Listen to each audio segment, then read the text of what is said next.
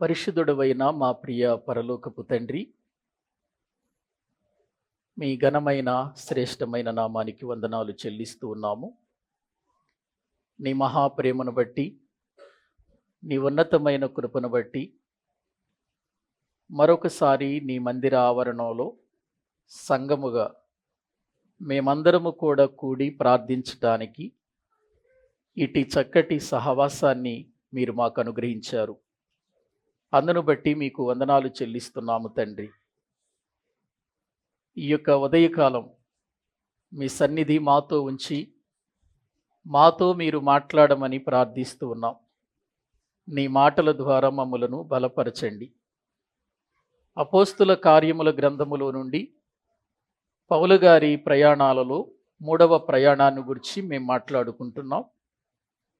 మీ సన్నిధిలో ప్రభువా, ఈ మాటలన్నిటినీ కూడా మేము ఆలోచించి ఆధ్యాత్మికమైన స్థితిలో మేము కూడా మా యొక్క జీవిత విధానంలో నీ కొరకు బ్రతికి నిత్య జీవాన్ని పొందినట్లుగా సిద్ధపరచమని మీ చేతులకు అప్పగిస్తూ, నీ వాక్యాన్ని అందిస్తున్న నాకు మీ జ్ఞానమును తగినటువంటి పరిశుద్ధాత్మ సహాయమును అనుగ్రహించి నడిపించమని, మమ్మల్నందరినీ నీ వాక్యము చేత తృప్తిపరచమని యేసుక్రీస్తు ప్రభువు పేరట ప్రార్థించి వేడుకుంటున్నాము తండ్రి. ఆమేన్.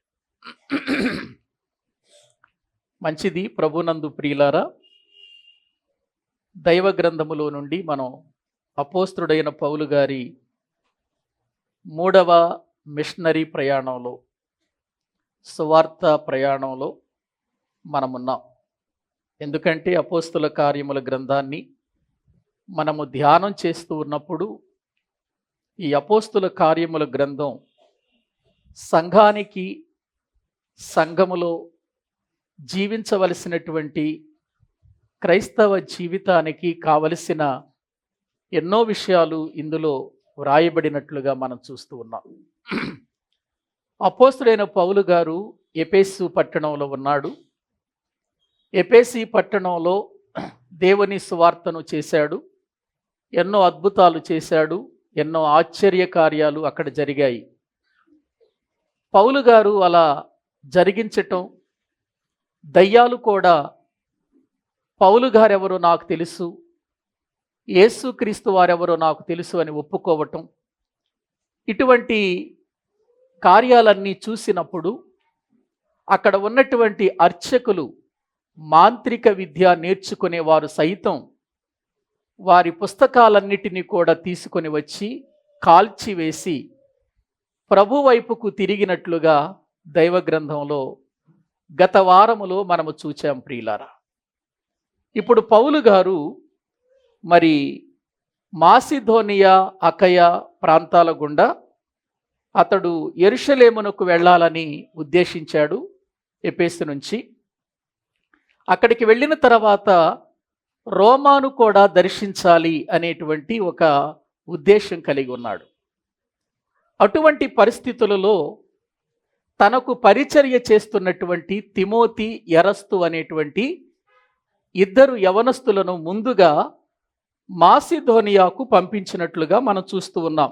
చూడండి, ఒక్కసారి బైబిల్ గ్రంథము తెరచి అపోస్తుల కార్యముల గ్రంథము 19వ అధ్యాయము 21వ వచనము నుండి మనము చదువుకుందాం. అపోస్తుల కార్యముల గ్రంథము 19వ అధ్యాయము 21వ వచనం. ఇలాగూ జరిగిన తరువాత పౌలు మాసిదోనియా, అకయ దేశముల మార్గమునకు వచ్చి యెరూషలేమునకు వెళ్ళవలెనని మనస్సులో ఉద్దేశించి, నేనక్కడికి వెళ్ళిన తర్వాత రోమా కూడా చూడవలెనని అనుకొనెను. అప్పుడు తనకు పరిచర్య చేయు వారిలో తిమోతి, ఎరస్తు అను వారినిద్దరిని మాసిదోనియకు పంపి తాను ఆసియాలో కొంతకాలము నిలిచియుండెను. చాలండి. అంటే పౌలు గారు ఎఫెసులో ఉన్నాడు, అంటే ఆసియాలో ఉన్నాడు. ఆ పట్టణంలో ఉండి అతడు అక్కడ నుండి మాసిదోనియాకు అకయ ప్రదేశాల గుండా వెళ్ళి అక్కడ అనేకులను దేవుని పిల్లలను బలపరిచి అక్కడ నుండి యెరూషలేముకు వెళ్ళాలి అని మనసులో అనుకున్నాడు. యెరూషలేముకు వెళ్ళిన తర్వాత రోమా కూడా ఒకసారి వెళ్ళాలి, ఎందుకంటే రోమాకు ఇంతవరకు నేను వెళ్ళలేదు, రోమాకు కూడా వెళ్ళాలి అని అనుకొని అక్కడ నుండి తిమోతి ఎరస్తు అనేటువంటి ఇద్దరిని తన దగ్గర నుంచి మాసిదోనియాకు పంపిస్తాడు. మాసిదోనియాకు పంపించిన తరువాత అతడు ఆసియాలోనే కొంతకాలం ఉన్నాడు కదా. ఈ కొంతకాలములో పౌలు గారు రాసిన పత్రిక కొరింథీయులకు రాసిన మొదటి పత్రిక, ఇక్కడే కొరింథీయులకు రాసిన మొదటి పత్రిక రాస్తాడు. ఈ పత్రిక రాసి తీతుకు ఇచ్చి, తీతు నీవు వెళ్ళి కొరింథీయులకు ఈ పత్రిక ఇచ్చి మళ్ళీ త్రోయ అనే ప్రదేశానికి, మాసిదోనియా ప్రాంతానికి నీవు వచ్చేయి అని చెప్పి పంపిస్తాడు కొరింథీయులకు రాసినటువంటి పత్రికను. దీన్ని ఎలా మనము నిర్ధారణ చేయగలము అని అంటే కొరింథీయులకు రాసిన పత్రికలోనికి వెళదాము రండి. కొరింథీయులకు రాసినటువంటి ప్రియులారా మరి పత్రికలోనికి మనం వెళితే అక్కడ వాక్యములో కొరింథీయులకు రాసిన 2వ పత్రిక 2వ అధ్యాయము 12వ వచనాన్ని చదువుకుందాం. తీతు సువార్తను ప్రకటించుటకు, క్రీస్తు సువార్తను ప్రకటించుటకు నేను త్రోయకు వచ్చినప్పుడు ప్రభువునందు నాకు మంచి సమయము ప్రాప్తించి ఉండగా సహోదరుడైన తీతు నాకు కనబడనందున నా మనసులో నెమ్మది లేక వారి యొద్ద సెలవు తీసుకొని అక్కడ నుండి మాసిదోనియకు బయలుదేరితిని. మా ద్వారా ప్రతి స్థలమందును క్రీస్తు యొక్క జ్ఞానమును, క్రీస్తును గూర్చిన జ్ఞానము యొక్క సువాసనను కనపరుచుచు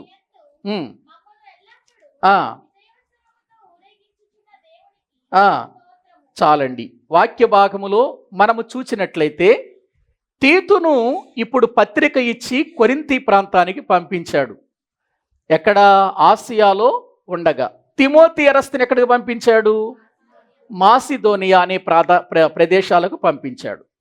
తీతుకు కొరింథీయులకు రాసిన ఉత్తరం ఇచ్చి పంపించి నేను త్రోయికి వచ్చేస్తాను, నువ్వు కూడా అక్కడికి వచ్చేయి అన్నాడు. కానీ ప్రియులారా, తీతు ఆ స్థలానికి వెళ్ళిపోయి ఆ పత్రిక ఇచ్చినట్లుగా మనకు పత్రికల ద్వారా తెలుస్తుంది. అందుకే అపోస్తుల కార్యముల గ్రంథం పత్రికలను ఒక్క చోట పెడితే గాని మనకు పత్రికలు అర్థం కావు, అలాగే అపోస్తుల కార్యములు కూడా అర్థము కాదు అనే విషయాన్ని మనం తెలుసుకోవాలి. ఇలా వీళ్ళు వెళ్ళిపోయారు. తీతేమో ఎక్కడికి వెళ్ళిపోయాడు? కొరింథుకు వెళ్ళిపోయాడు పత్రిక తీసుకొని. తిమోతి ఎరస్తు ఎక్కడికి వెళ్ళిపోయారు? మాసిదోనియాకు వెళ్ళిపోయారు. ఇక అక్కడ జరుగుతున్న విషయం ఏంటంటే ప్రియులారా, అక్కడ దేమేత్రి అనేటువంటి ఒక కంసాలివాడు ఈ అర్తిమాదేవి యొక్క గొళ్ళను తయారు చేస్తూ వారితో పాటు ఇంకా అతనితో పాటు ఇంకా కొంతమంది ఈ విగ్రహాలను అమ్ముకుంటూ కాలాన్ని గడుపుతూ వ్యాపారం చేస్తున్నారు. ఇప్పుడు పౌలు గారు దేవుని వాక్యాన్ని ఆసియా ఎందంతటా మ్రోగించేశాడు కదా, అనేకులు దేవుని వైపుకు తిరిగారు కదా, వ్యాపారం తగ్గిపోయింది. ఇప్పుడు వ్యాపారం తగ్గిపోయింది.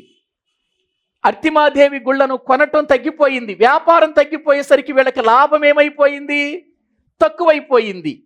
ఏంటి, ఎందుకు ఇలా జరుగుతుంది? ఎవరొచ్చినా కూడా భూలోకములో నుండి ఎంతోమంది ఇక్కడికి వస్తారు, ఈ అర్తిమాదేవి దగ్గరకు వచ్చి అర్తిమాదేవిని ఆరాధిస్తారు. ఇది ప్రపంచ మరి వింతలలో ఒక వింత కదా. ఏంటి వ్యాపారం తగ్గిపోతుంది అని ఆలోచించినప్పుడు వారికి ఒకటే తెలిసింది, పౌలు గారు వాక్యం చెప్పి అనేక మంది ప్రజలను ఏం చేశాడు? దేవుని వైపుకు త్రిప్పేశాడు.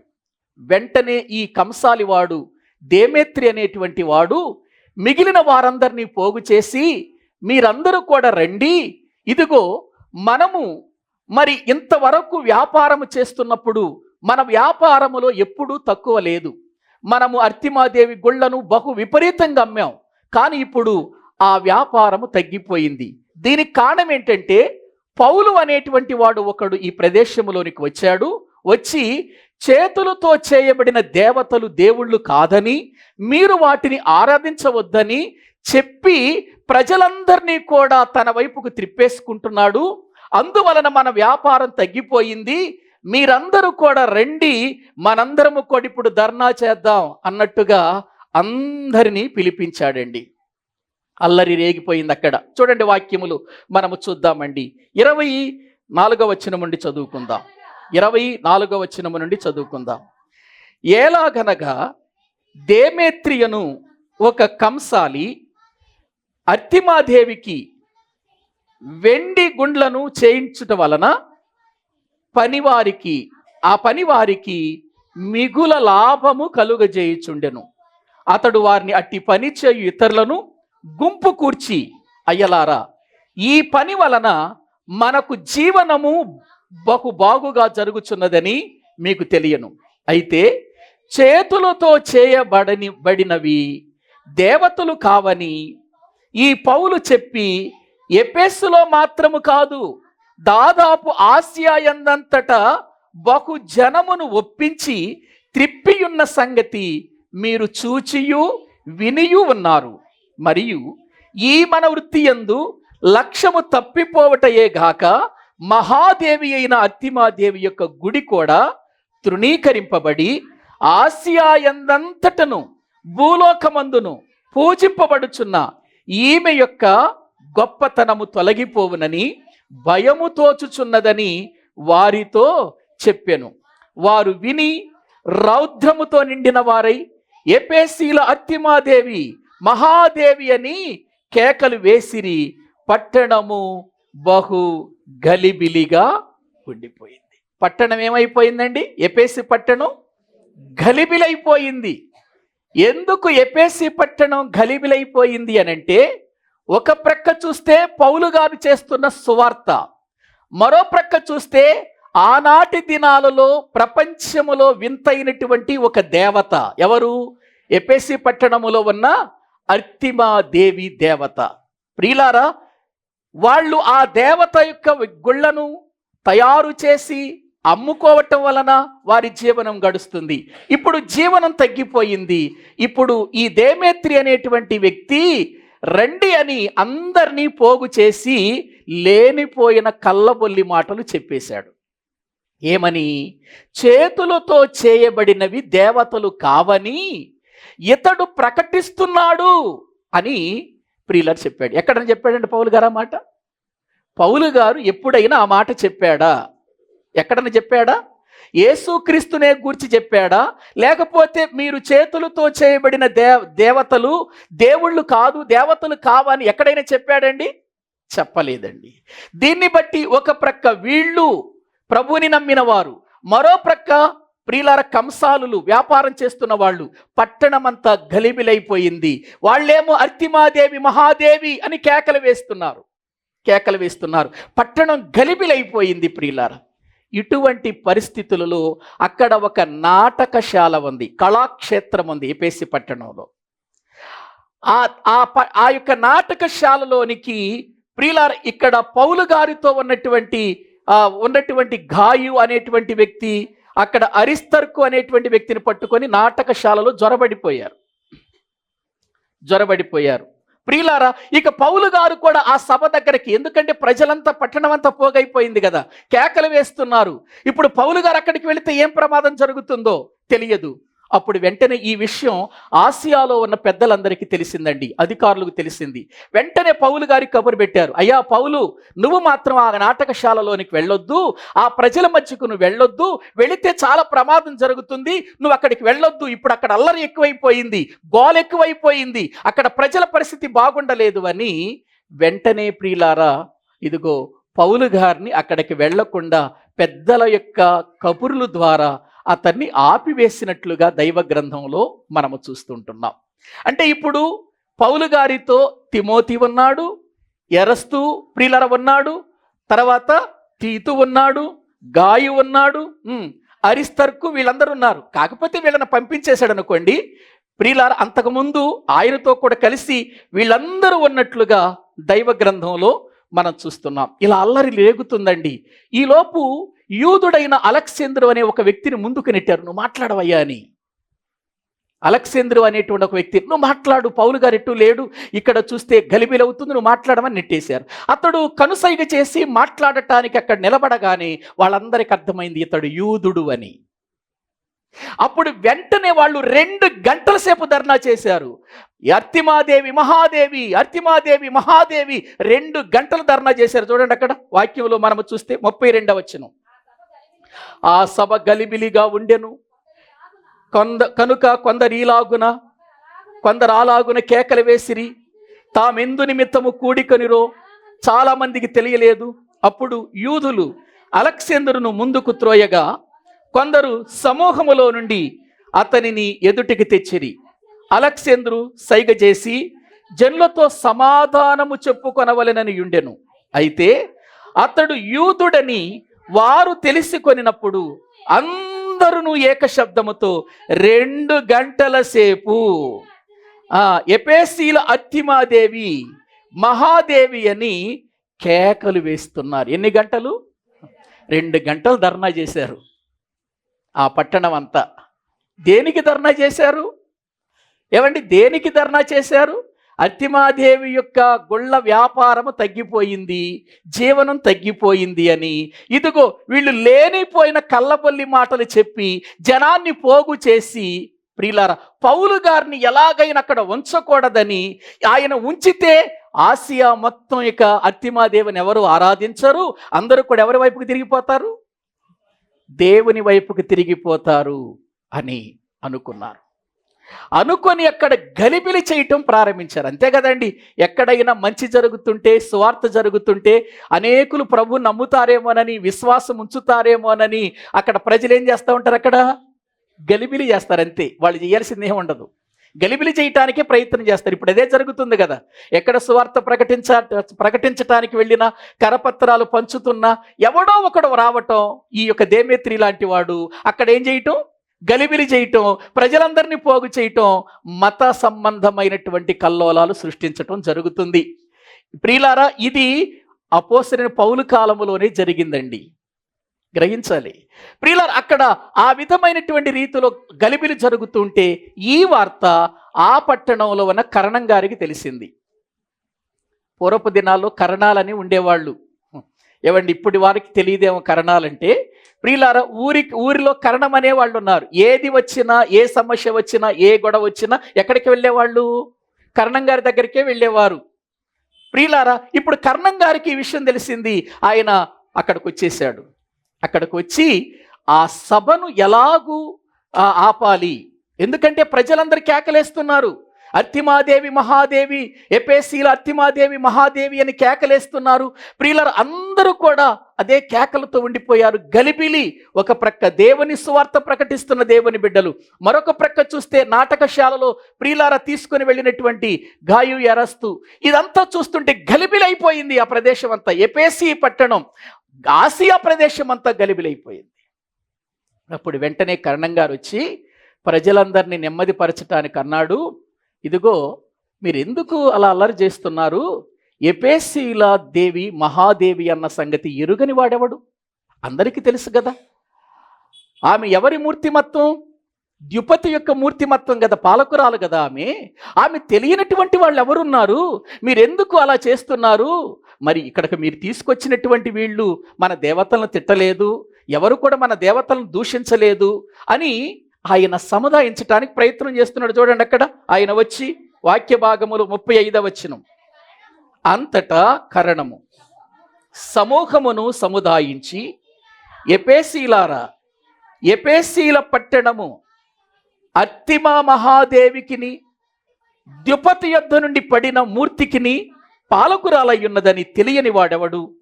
ఈ సంగతులు నిరాక్షేపమైనవి గనుక మీరు శాంతము కలిగి ఏదియో ఆతురపడి తొందరపడేవి చేయకండి. అవశ్యకము మీరు ఈ మనుషులను తీసుకొని వచ్చితిరి, వీరేమో గుడి దోచిన వారు కాదు, మన దేవతను దూషింపను లేదు. దేమేత్రికిని అతనితో కూడనున్న కంసాలులకును ఎవని మీదనైనను వ్యవహారమేదైనా ఉన్న ఎడల న్యాయసభలు జరుగుచున్నవి, అధిపతులు ఉన్నారు గనుక వారు ఒకరితో ఒకరు వ్యాజ్యమాడవచ్చును. కరణం గారు వచ్చేసి చెప్పేశాడు, సభను ఏం చేశాడు, సముదాయిస్తున్నాడు. మీరెందుకు ఆ విధంగా తొందరపడుతున్నారు, గలిబిలి చేస్తున్నారు, ఎందుకు ఆ విధంగా అల్లరి చేస్తున్నారు? ఎపేసీల మహాదేవి అర్తిమాదేవి మహాదేవి అన్న సంగతి ఎరుగని వాడెవడు? అందరికీ తెలుసు కదా, భూలోకములు అందరికీ తెలుసు. ఎపేసి పట్టణమే కాదు, ఆసియానే కాదు, అందరికీ తెలుసు కదా. మీరెందుకు ఇలా తొందరపడుతున్నారు? మీరేం వీళ్ళని తీసుకొచ్చి ఇక్కడ నిలబెట్టారు, అల్లరి చేస్తున్నారు? వీళ్ళు గుడి దోచిన వారు కాదు, మన దేవతలను వారు దూషించిన వారు కాదు. విషయం చెప్పేస్తున్నాడు ఆయన. ఎప్పుడు కూడానండి దేవుని పిల్లలమైనటువంటి మనము గుర్తించుకోవాలి, మనము నమ్మిన దేవుని గురించి మనము చెప్పాలే తప్ప మనము ఇతర దేవతలను విమర్శించకూడదు, వారిని మనము హీనపరిచేటట్టుగా మాట్లాడకూడదండి. ఇది మనం తెలుసుకోవాలి. కొంతమంది ప్రియులారా ఇలా చేయటం వలనే చాలా ప్రాబ్లమ్స్ వస్తున్నాయండి. వెళ్ళిపోతారు, హిందువుల మధ్యకి వెళ్ళిపోతారు, మీ దేవతలు మంచివి కాదు, అవి దెయ్యాలు, లేకపోతే రకరకాలుగా మాట్లాడి ప్రియులారా చెప్పాల్సిన మాటలు వాళ్ళకి చెప్పరు. దాంతో వాళ్ళకి లేనిపోయిన కోపాలు వస్తాయి. ఎప్పుడు కూడా సువార్త చేసే వ్యక్తి ఇతర దేవతలను కానీ ఇతర దేవుళ్ళను కానీ విమర్శ చెయ్యకూడదు. అక్కడ వరకు ఎందుకండి, యేసుక్రీస్తును ఎవరైనా విమర్శ చేస్తే మనం ఊరుకుంటామండి? మన కోపం రాదా? ఎప్పుడు చేయకూడదండి. పైగా మనది ప్రియులారా హిందూ దేశం, మనది భారతదేశం. ప్రియులారా మరి ఎక్కువగా హిందువులు ఉన్న ప్రదేశం, అనేక దేవతలు ఆరాధించబడుతున్న ప్రదేశం.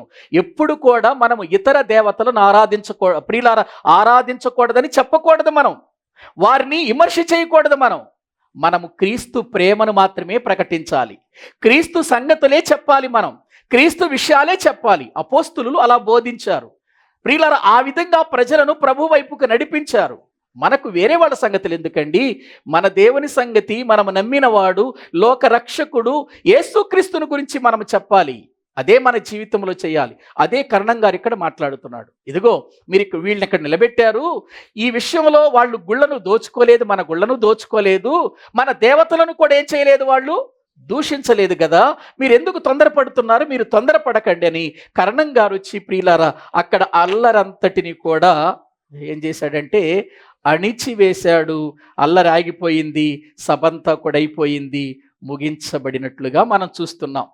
ప్రియులారా ఈ అల్లరి అణిగిపోయిన తరువాత ప్రియులారా ఒక్కసారి ఏం జరిగిందో 20వ అధ్యాయంలోకి వద్దాం రండి. 20వ అధ్యాయము మొదటి వచనాన్ని మనము చదువుకుందాం. మొదటి వచనం.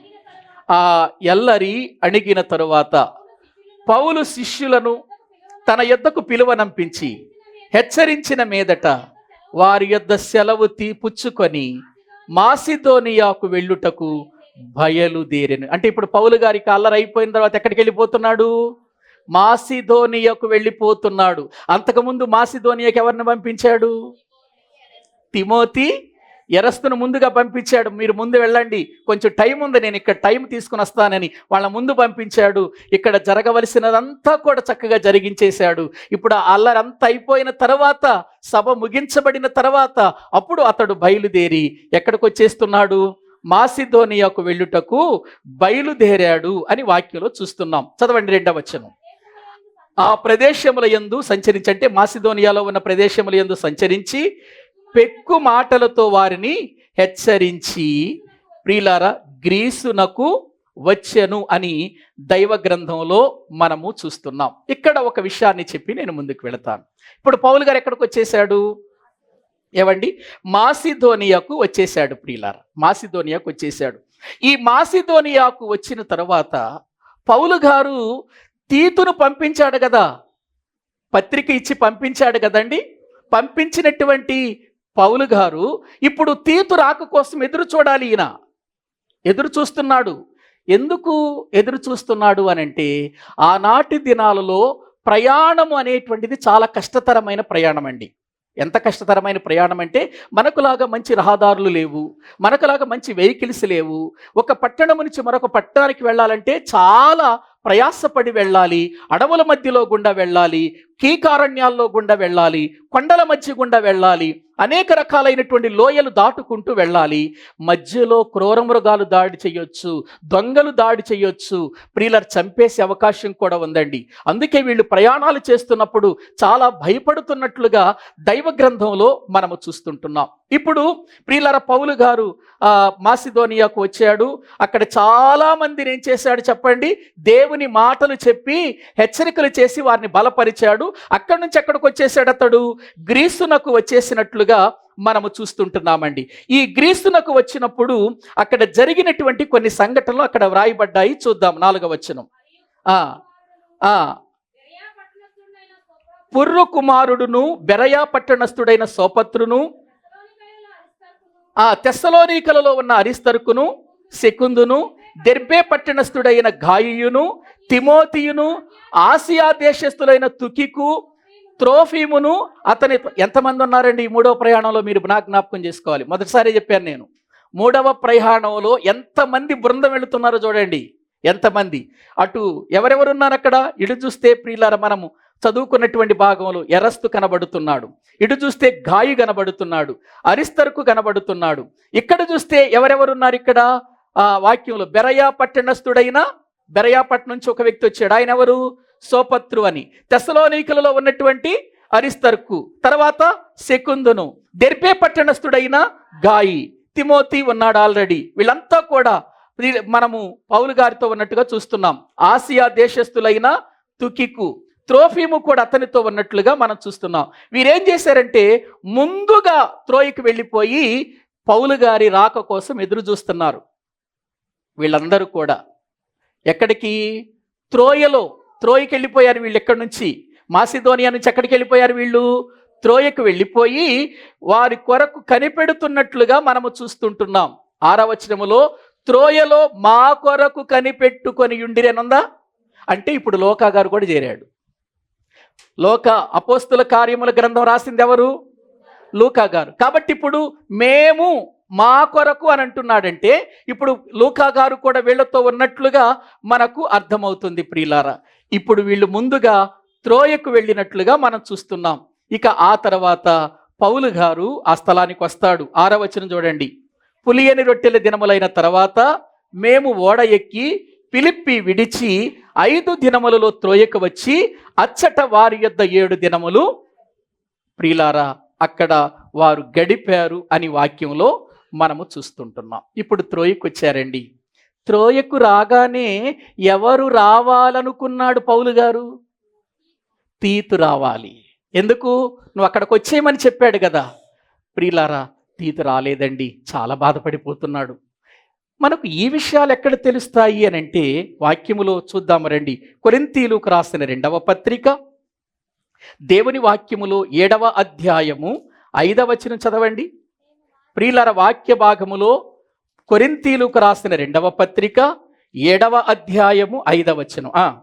మేము మాసిదోనియకు వచ్చినప్పుడు మా శరీరము ఏమాత్రమును విశ్రాంతి పొందలేదు, ఎటుబోయినను మాకు శ్రమయే కలిగెను, వెలుపట పోరాటములు లోపట భయములు. మరి ఎఫెసీ పట్టణంలో అదే జరిగింది. ఆసియాలో ఏమండి అదే జరిగింది. ఎక్కడ చూసిన పోరాటాలే జరిగినాయి కదా. అయినను దీనులను ఆదరించు దేవుడు తీతు రాక వలన మమ్మును ఏం చేశాడు? తీతు అక్కడికి వచ్చేసరికి చాలా ప్రియులారా మరి ఆనందపడిపోతున్నాడు. తీతు రాక వలన మమ్మల్ని ఆదరించెను.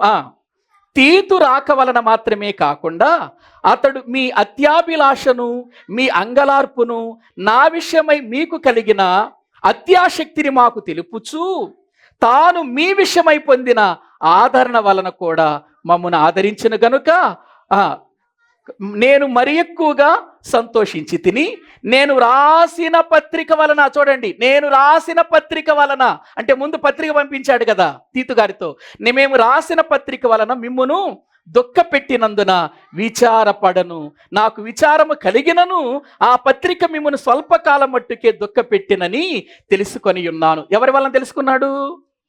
తీతు వెళ్ళొచ్చాడు కదా. తీతు వెళ్ళి రావటం వలన ఈ విషయాలు తెలుసుకున్నాడు. ఎందుకంటే మొదటిసారి చాలా వార్నింగ్తో రాస్తాడు కొరింథీయులకు రాసిన మొదటి పత్రిక.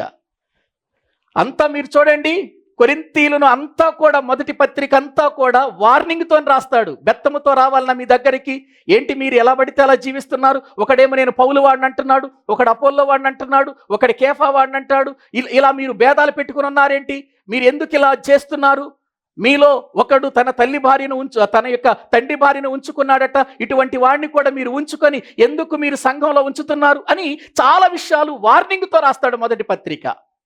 దాన్ని బట్టి వాళ్ళు చాలా బాధపడతారు, దుఃఖపడతారు. అందుకే పౌలు గారు అంటాడు, మొదటి పత్రిక వల్ల మీరు దుఃఖపడ్డారని విన్నాను, మీరు దుఃఖపడినందుకు నేనేం బాధపడను. మీరు మార్పు చెందాలి, మారు మనసు పొందాలి. మీరు ఏడ్చారని కాదు, ఆ ఏడుపు దైవ చిత్తానుసారమైన దుఃఖానికి మారాలి. దైవ చిత్తానుసారమైన దుఃఖము మారు మనసును అంటాడు కదా. 10వ వచనం చదవండి, 10వ వచనం.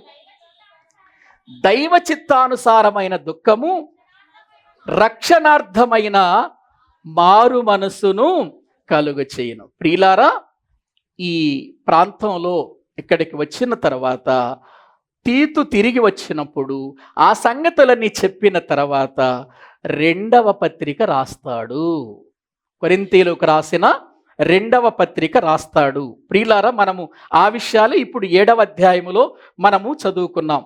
ఇంకా మీకు ప్రియులారా మనం తెలుసుకోవాలి అనంటే, పౌలు గారు ఇక్కడ చాలా సంగతులు మీరు 7వ అధ్యాయములో ఆ అధ్యాయం అంతా మీరు చదివితే తీతు వచ్చి చెప్పిన మాటలను బట్టి అతడు రాసినటువంటి 2వ పత్రిక ఎలాగూ రాయబడిందో కూడా ఈ అధ్యాయంలో చూస్తే, ఇప్పుడు మనం చదవటానికి టైం లేదు కాబట్టి ఈ విషయాలన్నీ కూడా మీరు అర్థం చేసుకోవాలి. అంటే ఇప్పుడు తీతుగా ప్రియులరా పౌలు గారు ఇప్పుడు బృందంతో ఎక్కడున్నాడు, ఇప్పుడు ఏవండి ఎక్కడున్నాడు, గ్రీస్ ప్రియులరా మాసిధోనియాలో త్రోయలో ఉన్నట్లుగా మనము చూస్తూ ఉంటున్నామండి. ఇప్పుడు జరిగినటువంటి విషయాన్ని మనం ఆలోచన చేస్తే రండి అపోస్తుల కార్యములోనికి వద్దాం. అపోస్తుల కార్యముల గ్రంథం దేవుని వాక్యములో ప్రియులరా ఫిలిప్పీ పట్టణానికి వచ్చి పులియని రొట్టెల దినములైన తర్వాత ఓడ ఎక్కి అతడు ఫిలిప్పీ విడిచి 5 దినములలో త్రోయకు వచ్చి అచ్చట వారి యొద్ద ఎన్ని రోజులున్నాడు, 7 రోజులున్నాడండి. 7 రోజులున్నాడు. ఇప్పుడు అక్కడ జరుగుతున్న ఒక సంఘటన ఏంటంటే, పౌలు గారు తెల్లవారు వెళ్ళిపోవాలి. తెల్లవారేసరికి ప్రియులార ఆదివారం. ఇక ఆ శనివారం రాత్రి అందరూ కూడా కూర్చున్నారు ఒక మేడగదిలో కూర్చున్నారు. మేడగదిలో కూర్చుంటే పౌలు గారు విస్తారంగా మాట్లాడుతున్నాడు. ఉదయాన్ని వెళ్ళిపోవాలి, విస్తారంగా మాట్లాడుతున్నాడు. ఆ మాట్లాడుతున్నప్పుడు ఆ మేడగదిలో ఐతుకు అనేటువంటి ఒక వ్యక్తి కిటికీలో కూర్చున్నాడండి. ఐతుకు అనేటువంటి ఒక వ్యక్తి కిటికీలో కూర్చొని పౌలు గారేమో విస్తారంగా మాట్లాడుతున్నారుగా. ఎందుకు, తెల్లారి వెళ్ళిపోవాలి, వీళ్ళకి కావలసిన మాటలు చెప్పాలి. ఏవండి, విస్తారమైన మాటలు మాట్లాడుతున్నప్పుడు ఆ మాటలు లోకపు మాటలు కాదు. ఎవరి మాటలవి? దేవుని మాటలు. వాక్యాన్ని బోధిస్తున్నాడండి. నిజంగా ఆల్ నైట్ జరుగుతుంది. ఆ ఆల్ నైట్ అంతా కూడా పౌలు గారు వాక్యంతో వాళ్ళని బలపరచాలి, వాక్యంతో వాళ్ళని స్థిరపరచాలి, ఇదే కోరిక. వాళ్ళని నిద్రపోకుండా చేయాలని వాళ్ళకి వాక్యం బోధిస్తున్నాడు. అనేక దీపాలు ఉన్నాయి ఆ ప్రదేశంలో, వాక్యాన్ని బోధిస్తున్నాడు. ఎంతసేపు వింటారండి వాక్యం? విస్తారంగా మాట్లాడితే ఎంతసేపు వింటారు? మీరెంతసేపు వింటారు చెప్పండి? ఒక పావు గంట ఎక్కువ అయ్యిందా అయ్యగారు ఇంకా ఊరిని చూస్తూ ఉంటారు కదా. టైం చూసుకోవట్లేదు అయ్యగారు, అందుకే నా ఎదురుగా పెట్టుకున్నా, మీ ఎదురుగా పెట్టలే టైం. ఎందుకంటే మీరు ఇటువంటి వాళ్ళే. ఒక గంట ఎక్కువ చెప్పిన, ఒక గంట కాదులేండి, ఒక పావు గంట ఎక్కువ చెబితే అడుగుతారు, ఏంటి ఎక్కువ చెప్పే వాక్యం, ఎక్కువసేపు చెప్పేవంటి వాక్యం అంటే ఎక్కువసేపు చెప్పకూడదా? రూలా? గంటే చెప్పాలనే రూల్ ఉందా? ఏవండి, టయానికి రారు కానీ టయానికి మాత్రం విడిచిపెట్టాలి వీళ్ళని. టయానికి మాత్రం రారు. ప్రార్థన ఎప్పుడు ప్రారంభం? 10ంటికి. మీరు వచ్చేది ఎప్పుడు? 10:30కి వచ్చేస్తున్నారు అందరూ. నేను వచ్చేటప్పుడు కదా, నేను వచ్చిన తర్వాత కూడా కొంతమంది వస్తూనే ఉంటారు ఇక్కడికి. ఏవండి, వస్తూనే ఉంటారు. నేను వచ్చే టయానికి 11:30, 11:12కి వాక్యం ఇస్తున్నారు. 11:12కి వస్తున్నారు.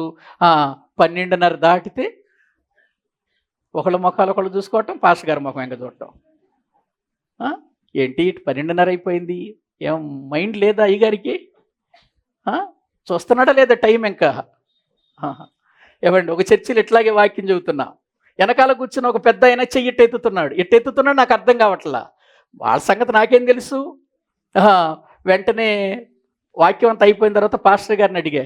ఆయన అంతేనండి, ఒక్క నిమిషం ఎక్కువైపోతే ఆయన దగ్గర పెద్ద గడియారం ఉంటుంది చేతికి, అది చూపిస్తూ ఉంటాడు. అంటే ఇట్లా చెయ్యెత్తాడంటే అర్థం ఏంటి? టైం అయిపోయింది ఆపేసేయని అర్థం అంట. నాకేం తెలుసు మరి ఆ సంఘంలో సంగతి. ఆ సంఘంలో సంగతి నాకేం తెలుసు. ఇట్లా చెయ్యెత్తితే టైం అయిపోయింది ఆపేయి అని అర్థం అంట. అప్పటికి నేను చెప్పింది 40 నిమిషాలే. ప్రియులారా, ఆ వెంటనే అతడు 2-3 సార్లు చెయ్యెత్తేశాడు.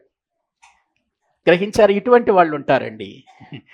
వాక్యం విందాం, ఇంకా చెబితే బాగుంటుంది, ఇంకా ఆత్మీయలో మనం బలపడదాం, ఇంకా చెబితే బాగుంటుంది. ఆదివారం ఒక్కరోజే కదా మనం వినేది, బుధవారం ఎటు రాము, శనివారం ఎటు రాం కదా మనం, ఆదివారమే విందాం అనే ఆలోచన ఏమైనా ఉంటుందా? ఉండదండి. 12:30 అవగానే ఇంటి మీద కుండల మీదకి వెళ్ళిపోద్ది మనసు. వెళ్ళిపోవాలి తొందరగా, తినేసేయాలి తొందరగా. ఇదే మనసా? ఎప్పుడు తింటాం? రోజు తినే తిండేగా. ఒక్క గంట ఎక్కువసేపు కూర్చుంటే ఏమవుతుంది మందిరంలో? ఆ రాత్రి విస్తారముగా మాట్లాడుతుంటే మరి వీడెందుకు అక్కడ కూర్చున్నాడో తెలియదు.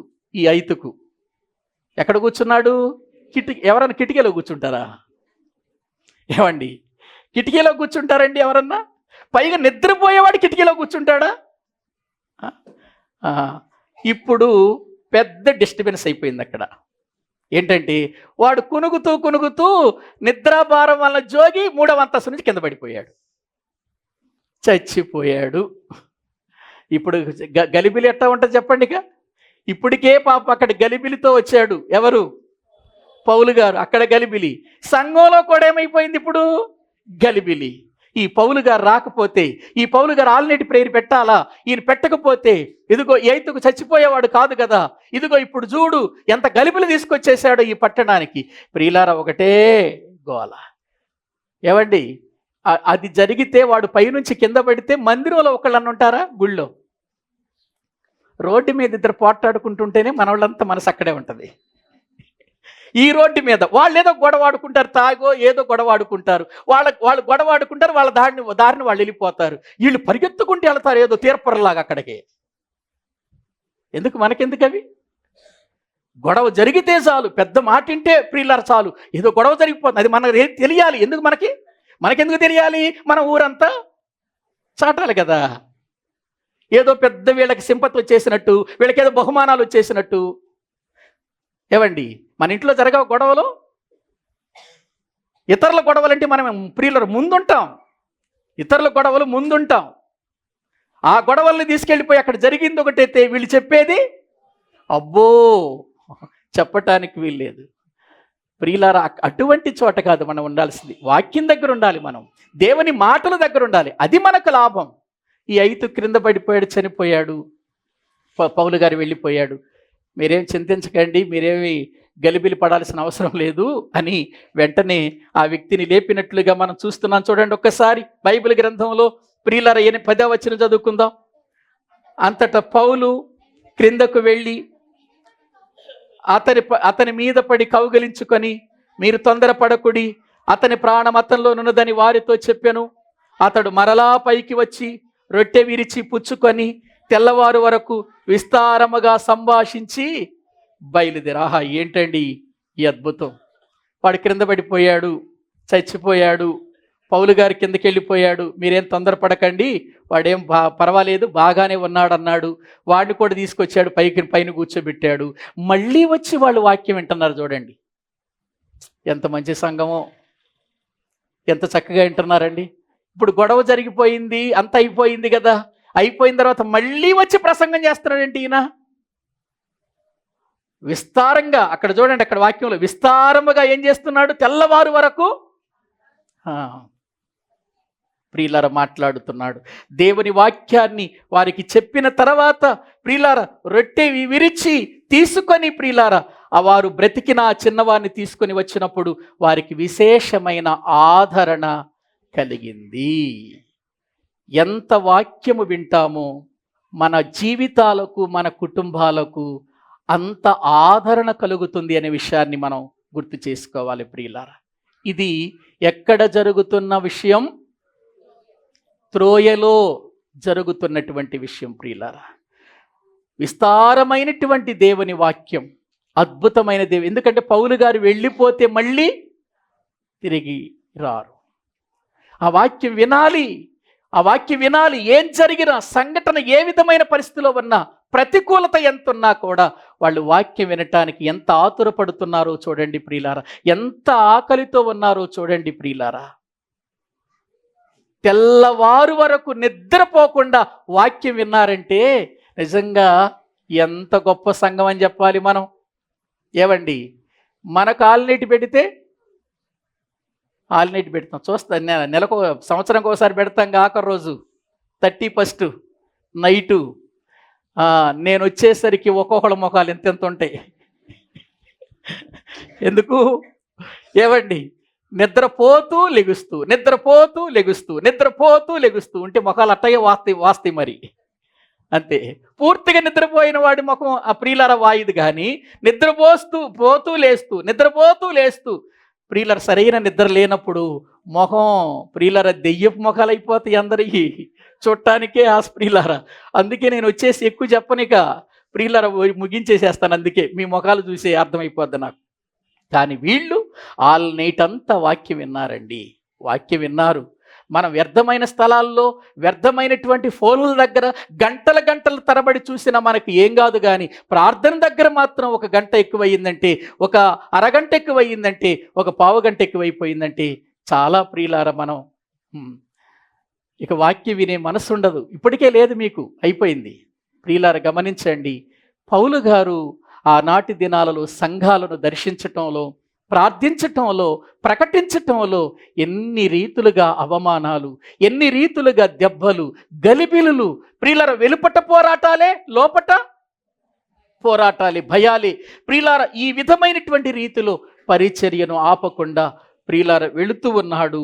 ఇది పౌలు గారి యొక్క జీవితంలో ప్రియులార మనము చూస్తున్న మరొక సంఘటన. ఇప్పుడు త్రోయ వరకు వచ్చాడు.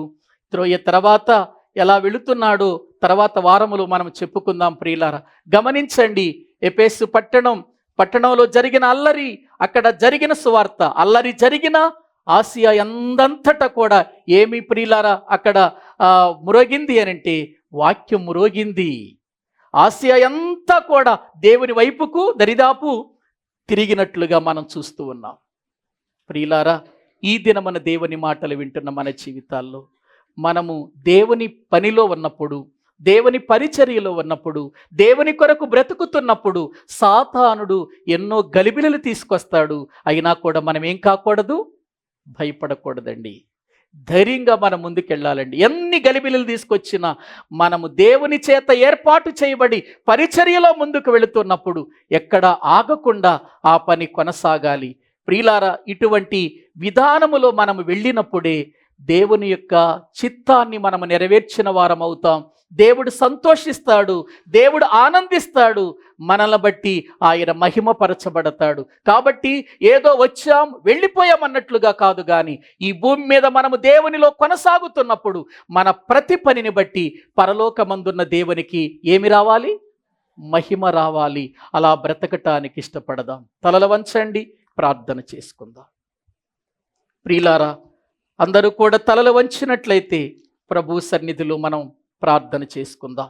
దేవుని మాటలు వింటున్నా నా ప్రియ సహోదరి సహోదరుడా, దేవుని వాక్యము ఎంత వింటే అంత మేలండి మనకు, ఎంత ప్రార్థనలో ఉంటే అంత మేలండి మనకు. ఎక్కడ కూడా మనము ప్రియులారా ఇదిగో చింతించవలసిన అవసరం లేదండి. వ్యర్థంగా మాటలు మాట్లాడితే చింతించాలి, వ్యర్థమైన స్థలాలలో కూర్చుంటే చింతించాలి, వ్యర్థమైనటువంటి గొడవలకు వెళ్ళినప్పుడు మనము చింతించాలి. కానీ దేవుని సన్నిధిలో ప్రియులారా మనము ఎంత ఎక్కువగా దేవుని మాటలు వింటామో అంత ఎక్కువగా ఆదరించబడతాం. ఇదిగో త్రోయలో ఉన్నటువంటి సంఘము మేడగదిలో కూడుకున్నారు, రాత్రంతా దీపములుగా వెలుగుతూనే ఉన్నారు. కానీ నిజంగా వాళ్ళు ఇంకా వినాలనే ఆశ కలిగి ఉంది, కానీ ఎక్కడ కూడా ముగించు అనేటువంటి మనసు వారిలో లేదండి. కాబట్టి ఈ దినమన దేవుని మాటలు వింటున్న ప్రియులారా, ఎంతగా దేవుని మాటలు వింటున్నావు, ఎంతగా నీ హృదయంలో ఆ మాటలు ఉంటున్నాయి, ఎంతగా మనము దేవుని యొక్క వాక్యానుసారముగా మనం బ్రతకగలుగుతున్నాం. ఆలోచించండి. పౌలు గారి 3వ ప్రయాణములో ఒక బృందమే వెళ్ళి దేవుని సువార్తను మ్రోగిస్తున్నారు. ఒకరు ఆసియాకు వెళ్ళిపోతే, ఒకరు మాసిదోనియాకు వెళ్ళిపోతే, ఒకరు అకరియకు వెళ్ళిపోతే, ఇదిగో ఒకరు గ్రీసు ప్రాంతాలకు వెళ్ళిపోతే, ఇలా బృందం నలుమూలల సువార్త విస్తరింప చేస్తున్నారు. అదే నేటి దినాలలో జరగాలని మనం కోరుకోవాలి, ప్రార్థించాలి, అలా మ్రోగించాలి మనము ప్రియులారా. అప్పుడే దేవుడు మహిమపరచబడతాడు, సంఘము విస్తారమైనటువంటి ఆత్మలతో నింపబడుతుంది. అట్టి ఉన్నతమైన కృపలో మనము కూడా పాలిభాగస్థులమై ఉండి మనము కూడా ప్రార్థన చేద్దాం. మనము కూడా దేవుని వాక్యము తెలియని వారికి దేవుని మాటలు చెబుదాం, దేవుని సన్నిధికి నడిపిద్దాము వారిని. ప్రభు మార్గములో మనము వారిని పెంచాలి. ప్రభు రాకడ అతి సమీపంగా ఉందండి. ఎప్పుడు వస్తుందో తెలియదు, మనం ఎప్పుడు పోతామో మనకు తెలియదు, ఎప్పుడు మరణిస్తామో తెలియదు. ఇంతలో కనబడి అంతలో మాయమైపోయి ఆవిరిలాంటి జీవితం మన జీవితం. ఈ జీవితం కోసం కాదు, ప్రభు వస్తే నేను ప్రభువుతో వెళ్ళిపోవాలి, నిత్య జీవాన్ని పొందాలి. ఇదే మనసు కలిగి ప్రభు సన్నిధిలో ముందుకు వెళదాం, ప్రార్థన చేసుకుందాం. పరిశుద్ధుడు అయిన తండ్రి, ప్రేమ కలిగిన ప్రభువా, మీ వందనాలు నాయన. ఈ ఆరాధనలో మరొకసారి మీరు మాతో మాట్లాడారు, అందును బట్టి మీకు స్తోత్రాలు నాయన. మీ సన్నిధిలో మమ్మలను బలపరచండి, మీ శక్తితో మమ్మల్ని నింపండి నాయన. అయ్యా, మేము ఈ లోకములో బ్రతుకుతున్నప్పుడు ఏ మాటలు మమ్మల్ని ఆదరించవు కానీ నీ మాటలే మమ్మల్ని ఆదరిస్తాయ్యా. మా బలహీనతలో బలపరుస్తాయి నాయన, దుఃఖములో ఉన్నప్పుడు బలపరుస్తాయి నాయన, వేదనలో ఉన్నప్పుడు మమ్మల్ని ఓదారుస్తాయి తండ్రి. అయ్యా, మా జీవితానికి ఆధారమైన నీ వాక్యాన్ని మేము ఎక్కువగా ప్రేమించే వారిగా చేయండి. మీ సన్నిధిలో ప్రభువా ప్రార్థించేటువంటి మనసు, ఆధ్యాత్మికమైనటువంటి ఈ జీవితాలతో నాయన ఎల్లప్పుడూ కూడా మేము కొనసాగునట్లు సహాయము చేయండి ప్రభువా. ప్రభు శరీరము, ప్రభు రక్తము మా మధ్య ఉండగా, ప్రభు శరీరము, ప్రభు రక్తము తిని త్రాగుచున్న మేము అయ్యా, మేము లోకానుసారమైన వారిగా కాదు, ఆత్మానుసారులుగా బ్రతికే వారిగా మమ్మల్ని చేయండి. ఆత్మ విషయముల మీద మనసు పెట్టి ఆత్మ సంబంధమైనటువంటి మార్గములో మేము ముందుకు వెళ్ళినట్లు మమ్మల్ని సిద్ధపరచమని మీ చేతులకు అప్పగించుకుంటూ, ప్రభు శరీరమును బట్టి రక్తమును బట్టి మిమ్మల్ని స్తుతిస్తూ గణపరుస్తూ ఈ స్తుతి ఆరాధన మా ప్రభు అయిన క్రీస్తు పేరట మాకు మేముగా మీకు సమర్పించుకుంటున్నాము తండ్రి. ఆమేన్. మన తండ్రి అయిన దేవుని ప్రేమ, ఆయన కుమారుడైన యేసు క్రీస్తు వారి యొక్క కృప, పరిశుద్ధాత్మ నిత్య సహాయము సన్నిధి కూడిన మనకును సకల పరిశుద్ధులకును సదాకాలము తోడయుండి నడిపించునుగాక. ఆమేన్. అందరికీ వందనాలండి.